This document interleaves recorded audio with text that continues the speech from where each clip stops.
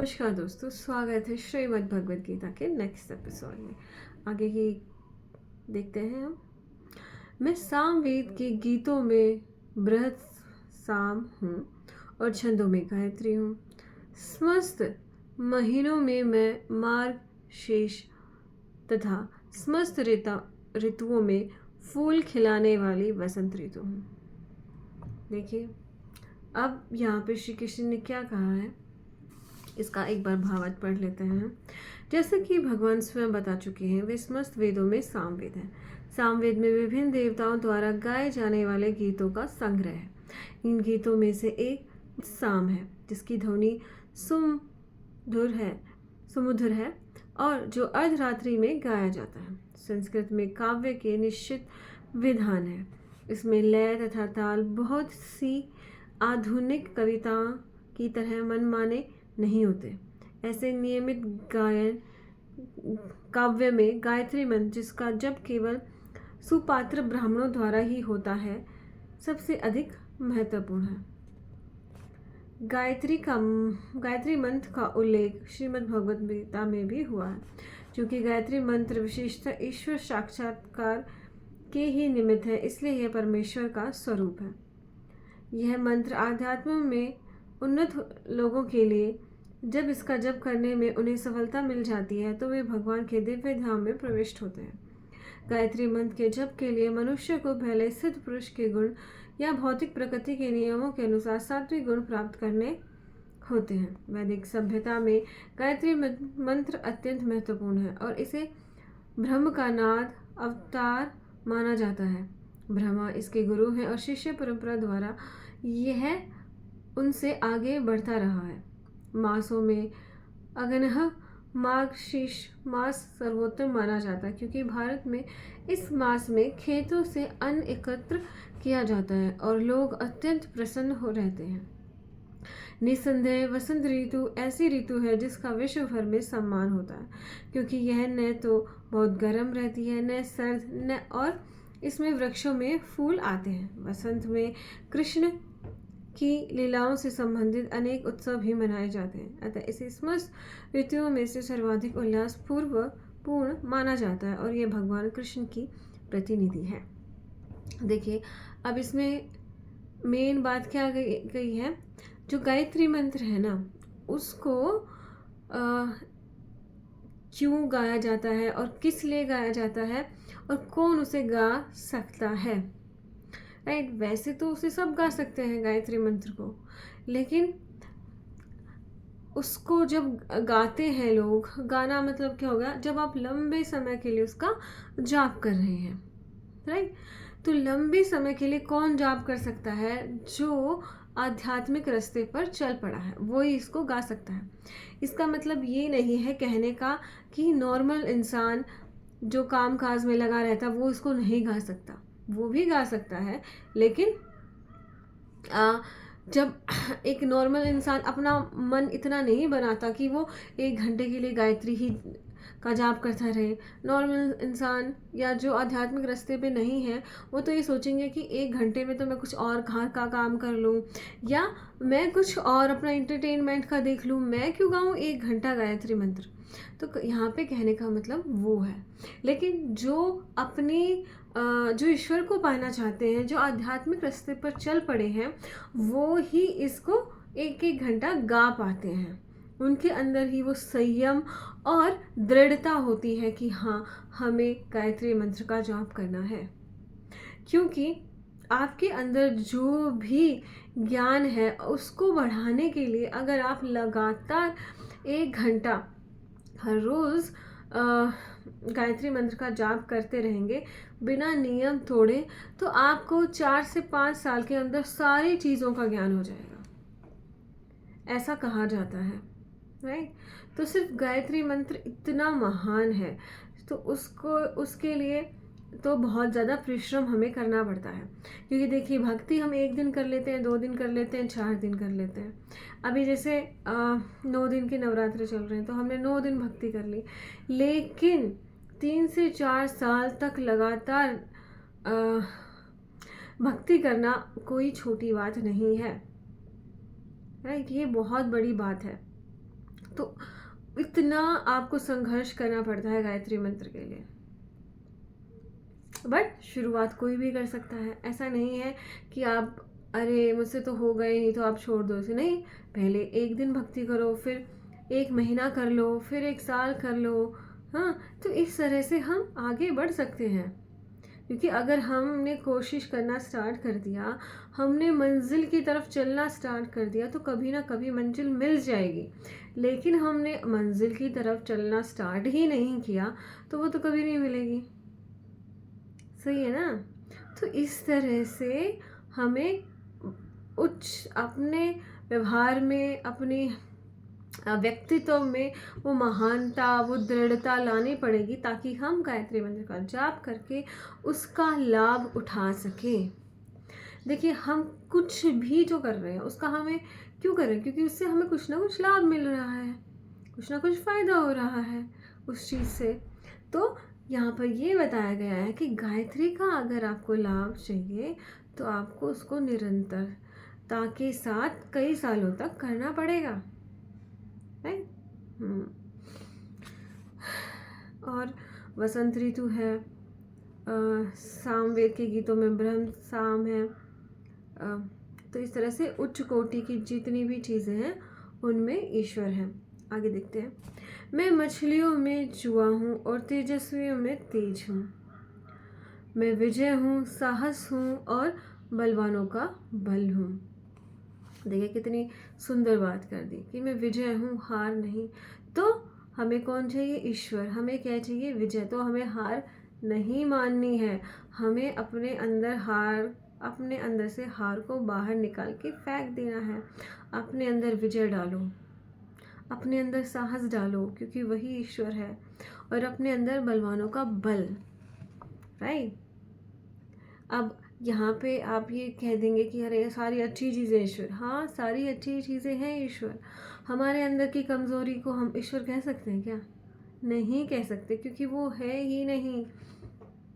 क्योंकि अगर ईश्वर कमज़ोर होता, उसमें साहस नहीं होता, वो निस्तेज होता, तो क्या कुछ बना सकता था कभी?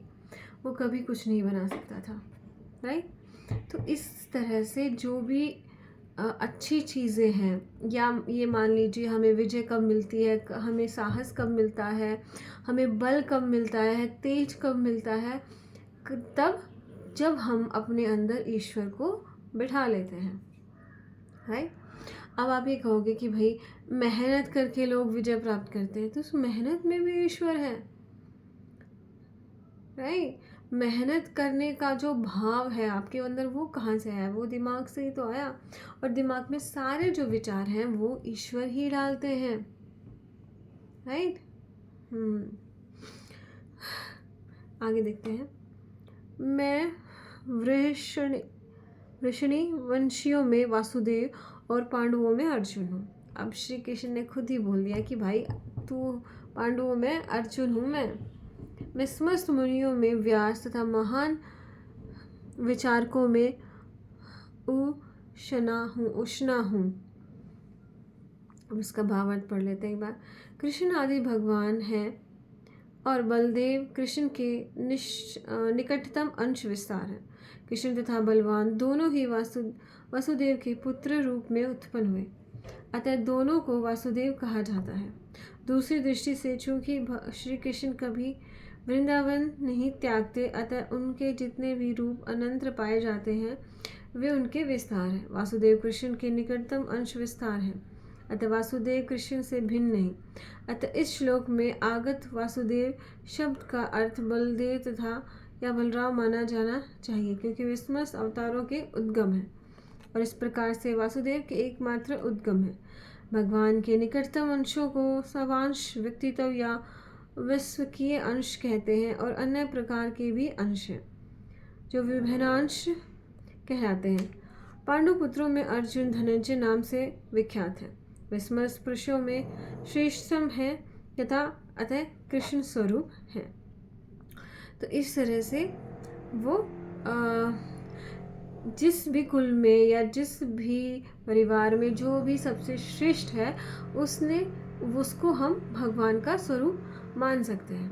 वो कैसे? कि भाई देखो, परिवार के सारे लोग सेम होते हैं क्योंकि वो एक ही परिवार के हैं, लेकिन जब अपने अंदर की शक्तियों को वो बढ़ा देते हैं और कामयाब हो जाते हैं, या उनका जो चरित्र है वो उच्च हो जाता है, उनकी शक्तियाँ बढ़ जाती हैं, तो हम क्या बोलते हैं, अरे ये तो साक्षात भगवान का अवतार है ना। क्या हम ये बोलते हैं, अरे ये तो देवता है, देवता इंसान है ये तो जो भी श्रेष्ठ है उसे ईश्वर ने अपना स्वरूप बता दिया है। आगे देखते हैं। अराजकता को दमन करने वाले समस्त साधनों में से मैं दंड हूँ। अराजकता मतलब जो गुंडागर्दी चलती रहती है ना, उसको ख़त्म करने का जो दमन करने का जो साधन है, दंड के द्वारा साम दाम दंड भेद होता है ना, तो दंड है ईश्वर। जो विजय के आकांक्षी हैं उनकी मैं नीति हूँ। देखिए, विजय सफलता ऐसे नहीं मिल जाती कि सिर्फ आप लगातार मेहनत ही करते रहो। उसके लिए एक प्लान बनाना पड़ता है, एक नीति अपनानी पड़ती है कि भाई मैं जीतने के लिए ये चीज़ें तो करूँगा और ये चीज़ें नहीं करूँगा। राइट, उनकी एक लिस्ट बना लो। जैसे अभी मैंने अपना एक लक्ष्य बनाया है, राइट, जिसके लिए मैंने जब पाने की कोशिश करी है तब रह गए थे 110 दिन बाद, तो आज मेरा 9वां दिन है।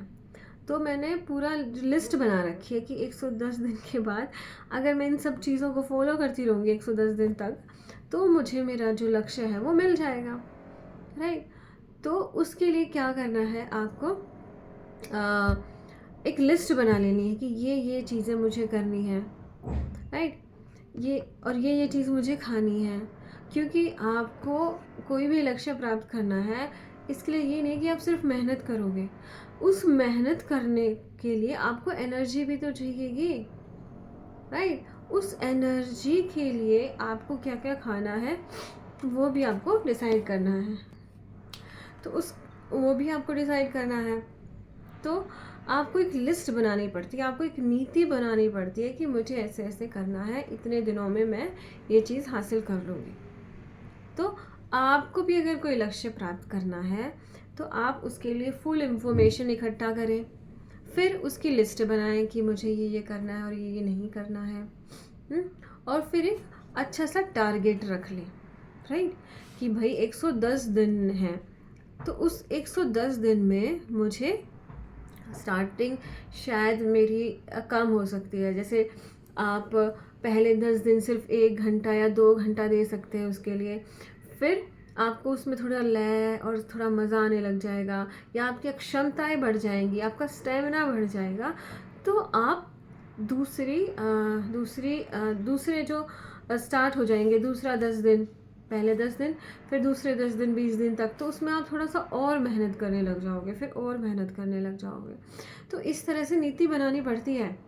आप ये नहीं है कि भाई पहले दिन शुरू किया और आज ही मैं 10 घंटे दे दूंगा जो मुझे लक्ष्य चाहिए उसके लिए, ऐसा नहीं होता। क्योंकि ना तो आप का इतना उसके प्रति दृढ़ संकल्प होता है, या फिर आपको क्षमता आपके अंदर होती है।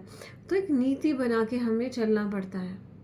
राइट, तो ये जो नीति है, ये विजय के आकांक्षी है ना, उनकी नीति है। जो विजय पाना चाहते हैं उसमें जो नीति अपनाते हैं वो ईश्वर है। राइट, आगे देखिए। रहस्यों में मैं मौन हूँ और बुद्धिमानों में मैं ज्ञान हूँ। कोई भी रहस्य अगर आपको छुपाना है या बनाना है, या कोई भी रहस्य में आपको चीज़ करनी है, तो उसके लिए आपको मौन रहना पड़ता है।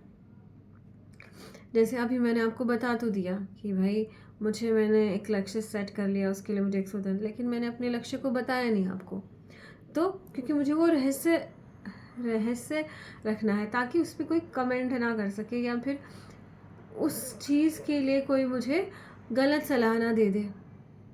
राइट, कई बार गलत सलाह भी दे देते हैं लोग। जैसे पहले मेरे साथ ऐसे ही होता था, मैं अपने लक्ष्य बता देती थी लोगों को, फिर वो बोलते हाँ तू थोड़ी ना कर सकती है, तो इससे थोड़ी ना होगा, या ये तो पागलों जैसी बात है। कुछ रियलिस्टिक सोचो, कुछ छोटा सोचो, इतना बड़ा सोच के आप क्या कर लोगे।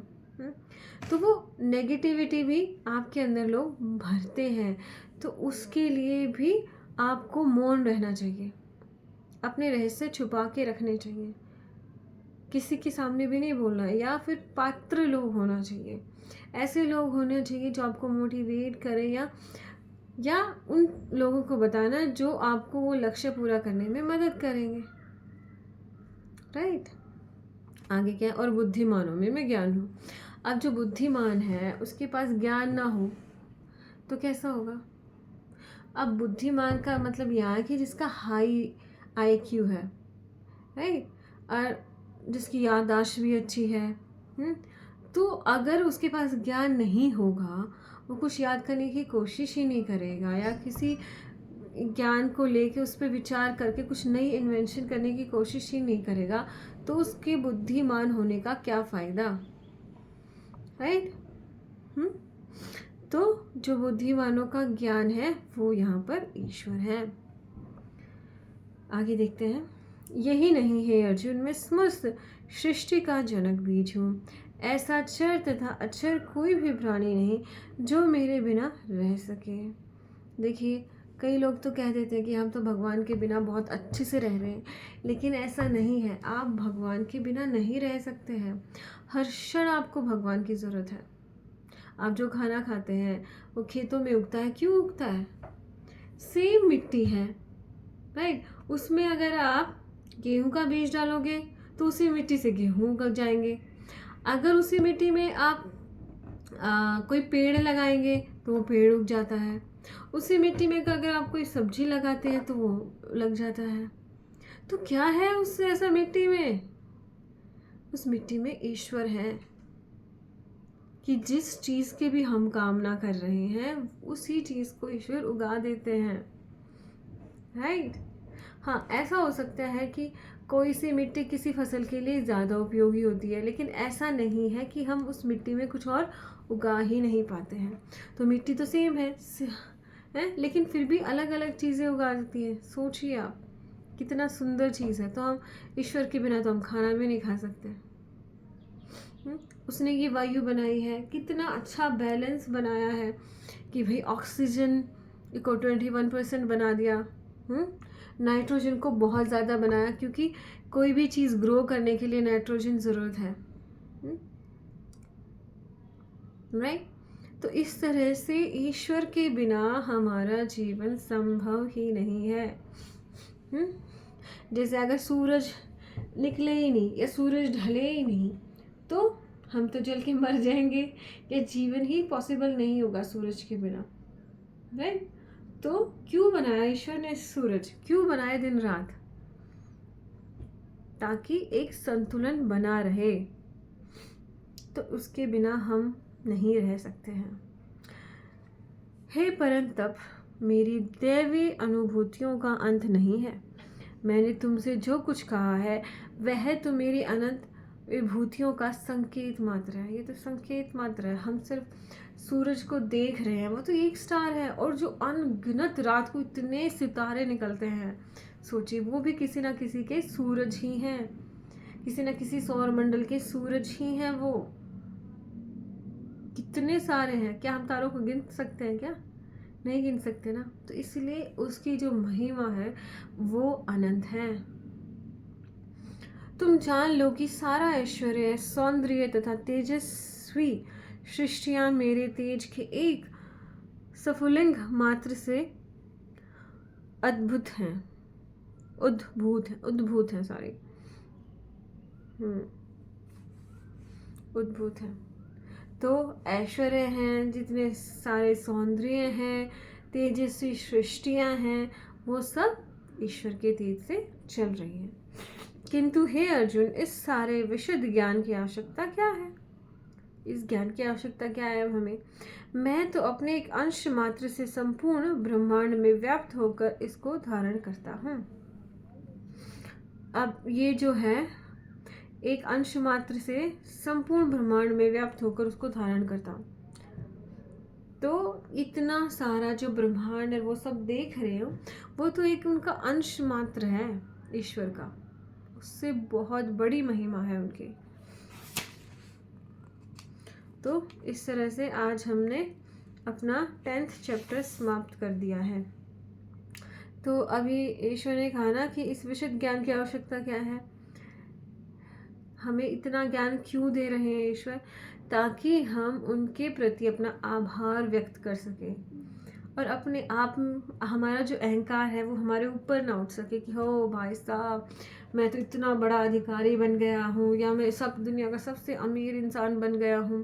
तो जो अहंकार है वो हमारे अंदर ना आए कि भाई ईश्वर के सामने तो तू इतना सा भी नहीं है, उनका लाखों करोड़ों हिस्सा भी नहीं है तू बस इतनी सी है। तो इसीलिए ईश्वर ने हमें बताया कि हमें अपनी औकात पता चल सके, राइट। और फिर भी वो बोल रहे हैं कि तुम मेरे ऐश्वर्य के सामने तुम इतने से हो, लेकिन फिर भी तुम मुझे पा सकते हो। सोचिए कैसे, सिर्फ भक्ति करके, सिर्फ और सिर्फ भक्ति करके आप मुझे पा सकते हो। और एक भक्ति किया हुआ इंसान हमेशा अच्छा ही काम करता है। आपने सुना है कभी कोई ईश्वर का भक्त हो कि उसने गलत काम कर दिया हो? नहीं कर सकता है। क्यों? क्योंकि अगर वो भक्ति कर रहा है तो ईश्वर उसके विचारों को कंट्रोल करके उसे गलत काम करने से रोक देता है। आपको भी एहसास हुआ होगा कि कई बार आपके अंदर से आवाज़ आती है कि ऐसा नहीं करो। वो ईश्वर ही आपको संभाल रहे हैं, क्योंकि आपने ईश्वर को अपने आप को सौंप दिया है। लेकिन कुछ भ्रष्ट लोग अपने आप को ईश्वर को नहीं सौंपते हैं, तो फिर ईश्वर भी उनकी मदद नहीं करता है। और भक्त सौंप देता है तो ईश्वर उनकी हेल्प कर रहे हैं, राइट। तो आज के लिए इतना ही। आशा करती हूँ आपको पसंद आ रहा होगा। बहुत बहुत धन्यवाद।